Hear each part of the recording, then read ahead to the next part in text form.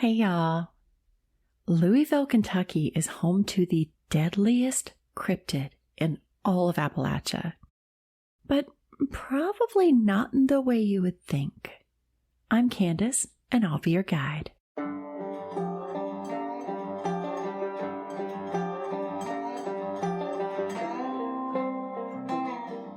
In the Fisherville neighborhood of Louisville, Kentucky, looms the Pope Lick Railroad Trestle. Built in the late 1800s over Pope Lick Creek, this impressive steel structure spans 742 feet long across a small valley with heights of 90 to 100 feet from the ground below.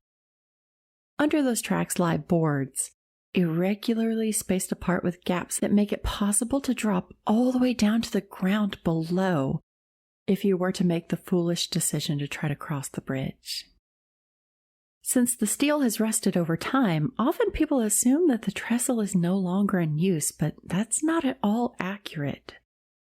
The bridge is still heavily trafficked by freight train and is a major rail artery into Louisville. Often as many as 20 to 25 trains run that route per day, the heavily forested area dampening the carry of the harsh train whistle. Underneath this iconic railroad bridge is said to be the home of the Pope Lick monster. This cryptid is said to be half man and half goat, or sheep, depending on who you ask. Some say it's a combination of all three creatures.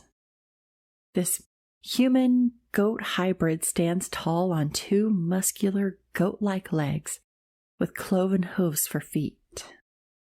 It has the misshapen body of a man and a goat-like face with white skin and wide-set eyes.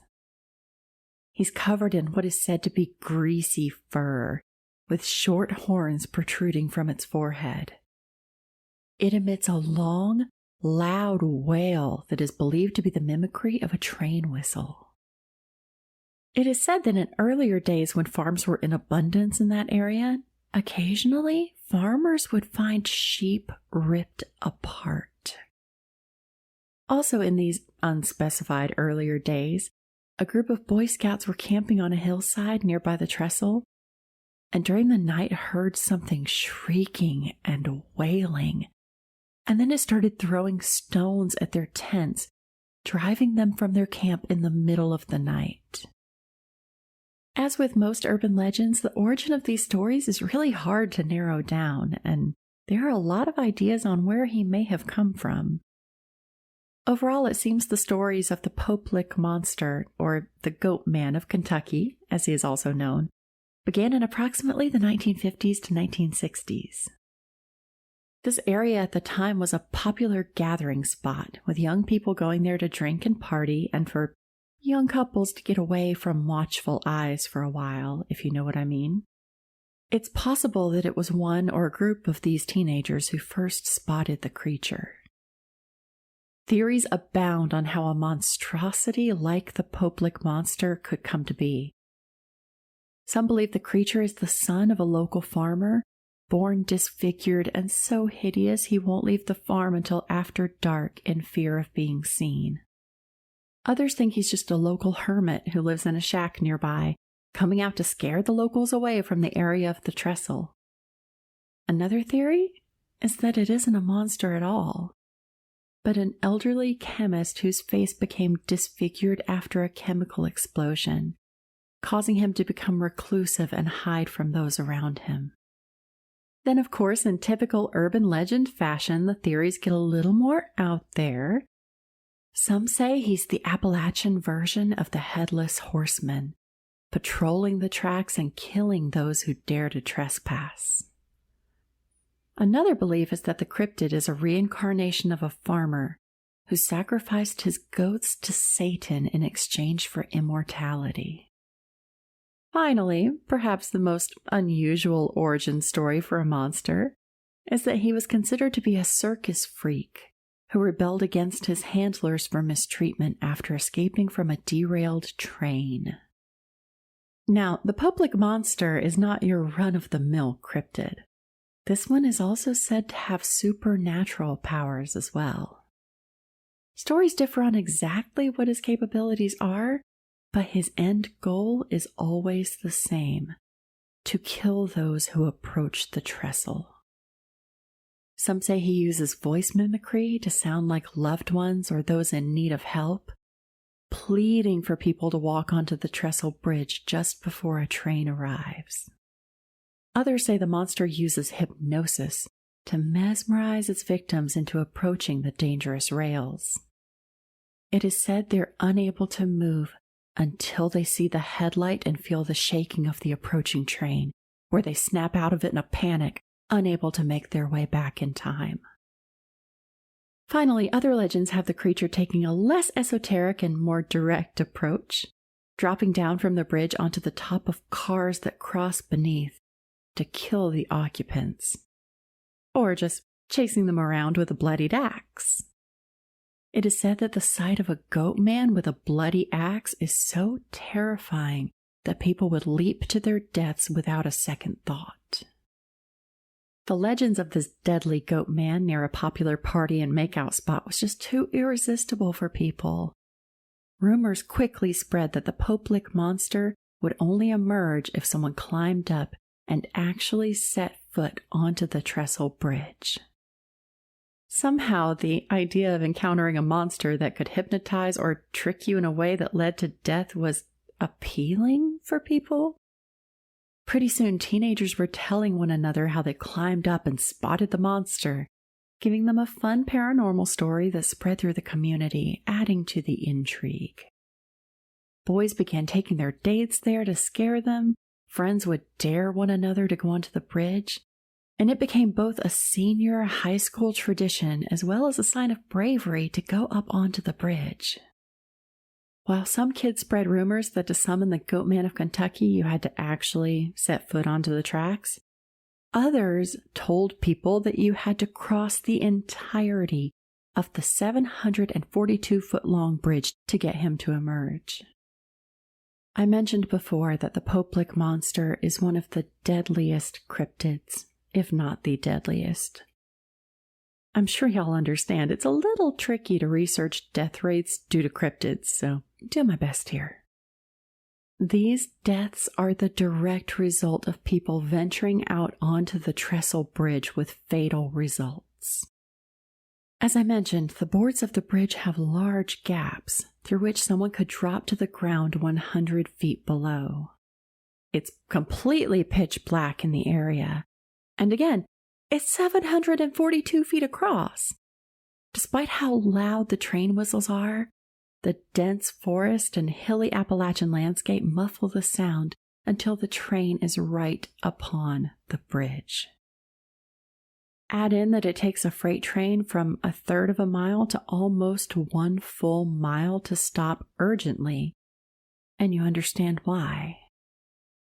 It's next to impossible to run hundreds of feet, choosing careful footing over gapped boards in the pitch black and outrun a freight train.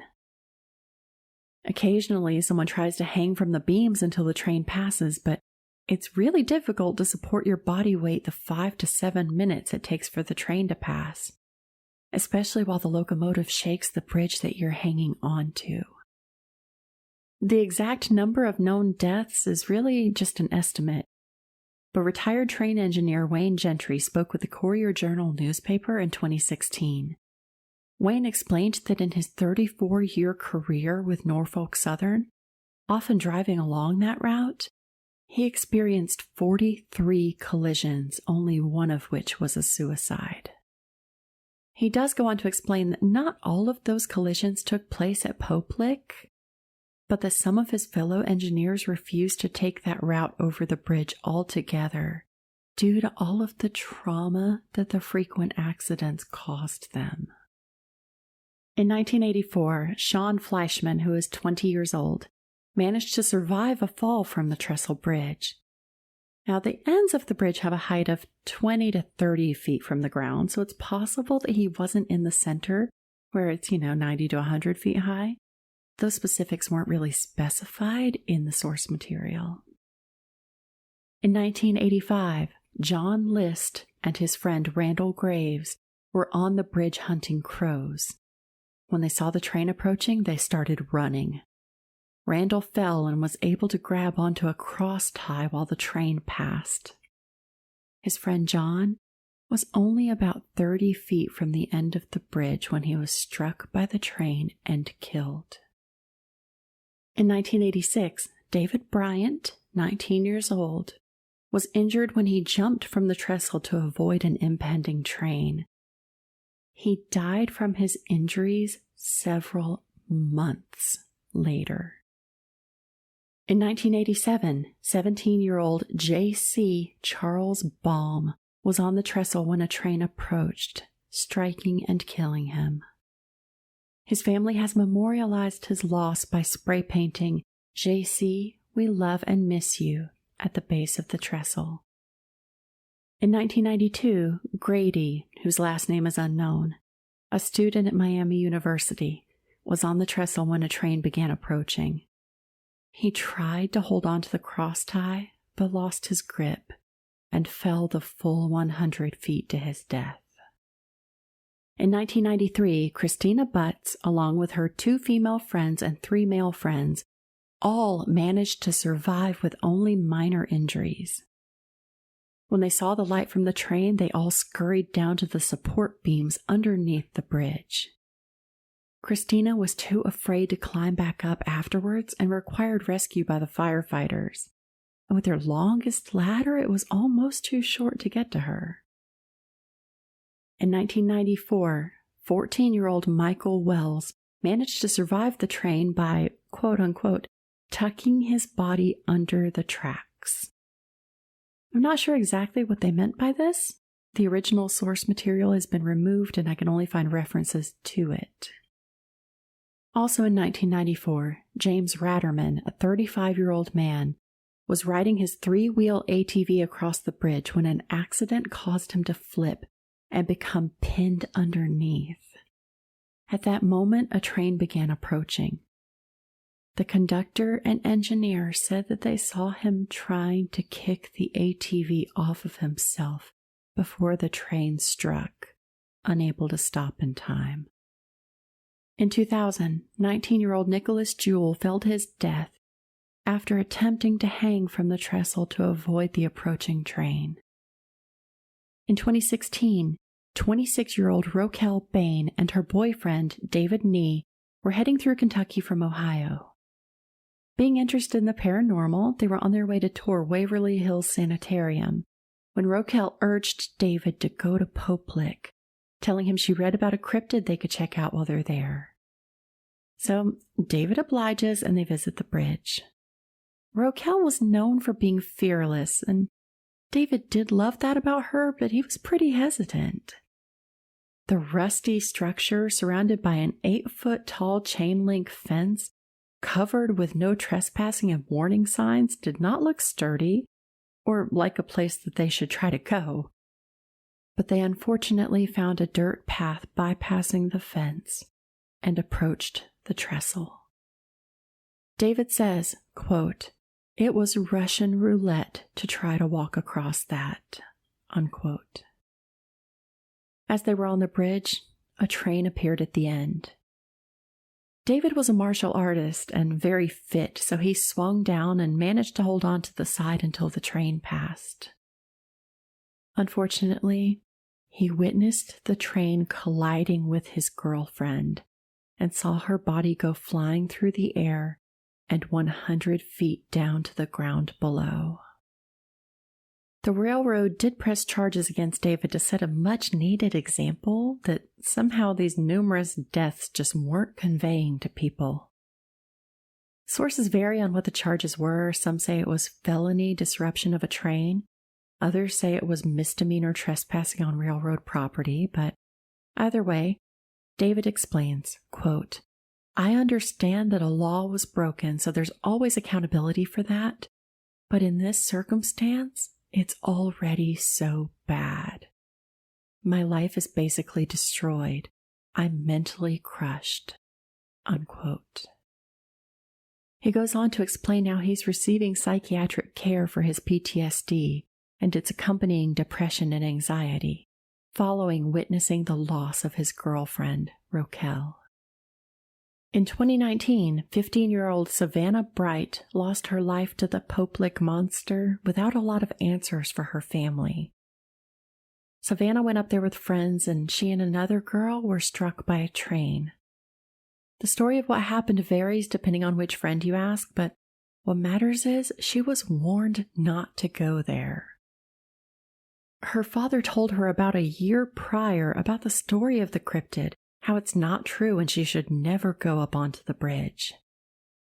She disobeyed his instructions and lost her life for it.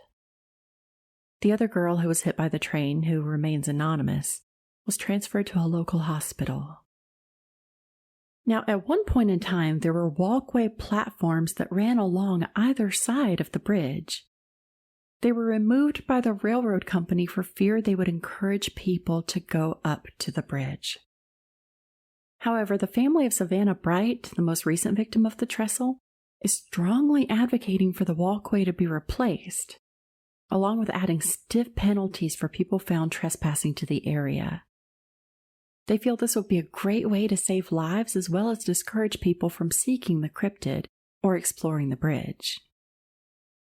Jefferson Town, which is a suburb of Louisville, their fire chief Sean Dresbeck says, quote, "What I want people to realize is it's a silly legend. It doesn't exist. The train is real. The train can kill you, and it will kill you if you stand in its way." Unquote. During my research attempting to find encounters with the Pope Lick monster itself, instead I only found lots of stories about people who ventured onto the Trestle Bridge and thankfully lived to tell the tale. The stories were largely the same, discussing the big gaps in the board so it's next to impossible to actually run on, how it's pitch black at night, and a few encounters where the person narrowly avoided a train collision. Unfortunately, I never did find someone who claims to have actually seen this creature. Now, in case this episode has failed to make this point clear thus far, let me stress it to you directly. Do not go seeking the Pope Lick monster. Don't pass through that chain link fence. Don't go up to the bridge. Many people have died doing this, so don't be foolish. The Pope Lick monster is an urban legend that has led many people to their demise. You know, as far as that goes, if you do believe in the Pope Lick monster, it's not entirely unfounded, considering that his purpose is largely said to be killing people on the bridge by train. Whether you believe that this is happening because of thrilling paranormal rumors that lure people in, or by hypnosis or voice mimicry, the result is the same.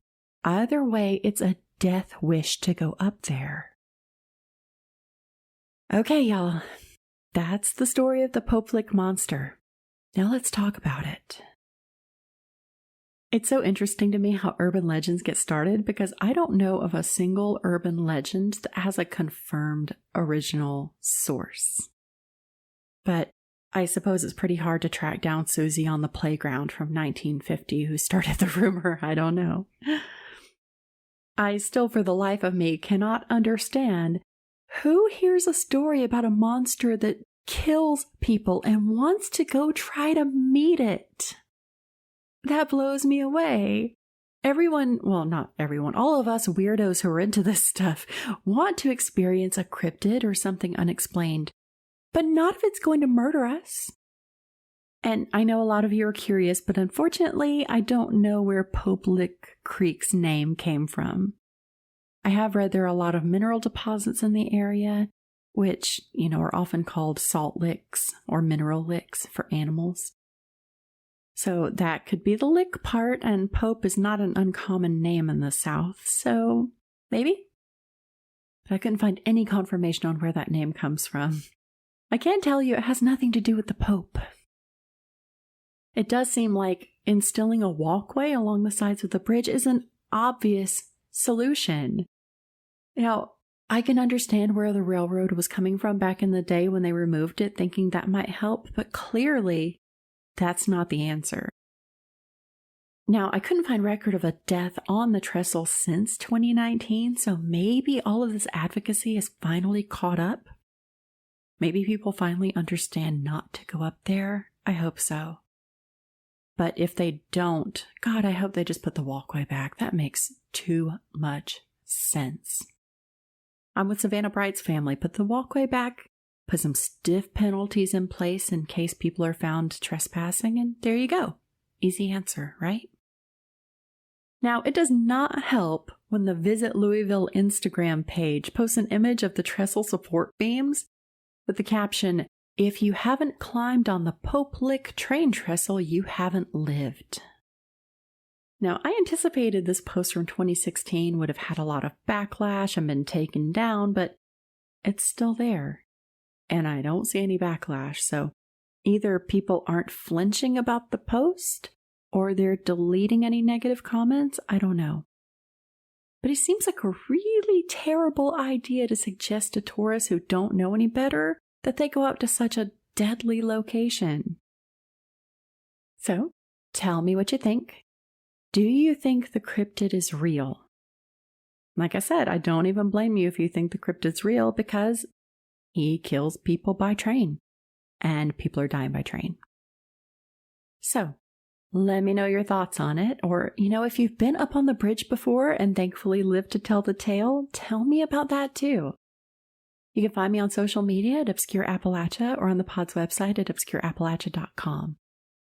If you love the podcast, please leave a review on your podcast provider to help others find me. Subscribe if you haven't already so you don't miss new episodes. Y'all, just one more thing before you go. I wanted to tell y'all about a new podcast I think is really awesome.